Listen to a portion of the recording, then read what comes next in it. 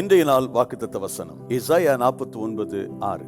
ஜாதிகளுக்கு ஒளியாகவும் வைப்பேன். இந்த உலகத்தில் வாழ்கிற காலங்களிலே மற்ற மக்களுக்கு வெளிச்சமாக, ஒளியாக, வழி காட்டுகிறவர்களாக நாம் இருப்பதுதான் எத்தனை ஆசீர்வாதமான ஒரு வாழ்க்கை. வாழக்கூடிய குறுகிய காலங்களில் மற்றவர்களுக்கு வெளிச்சம் கொடுக்கிற மக்களாக நாம் வாழ்கிறோமா என்பதை நாம் யோசிக்க வேண்டும். இதுவரை அப்படி எதுவும் இல்லை என்று நீங்கள் சொல்லலாம். இனிமேல் வரும் நாட்களில் நீங்கள் மற்றவர்களுக்கு ஒளியாக இருப்பீர்கள் என்று கர்த்தர் சொல்லுகிறார். நான் ஜாதிகளுக்கு ஒளியாக இருக்க வேண்டுமானால் நான் என்ன செய்ய வேண்டும்? எசாயா 49:1 சொல்லுகிறபடி நாம் கர்த்தருக்கு செவி கொடுத்து அவருடைய வார்த்தைகளை கேட்டு நடந்தால் போதும். நாம் ஜாதிகளுக்கு ஒளியாக இருப்போம். கர்த்தர் நம்மை அப்படியே பயன்படுத்தி உயர்த்துவார். இன்றைய நாள் உங்களுக்கு ஆசீர்வாதமான நாளாக இருப்பதாக. God bless you.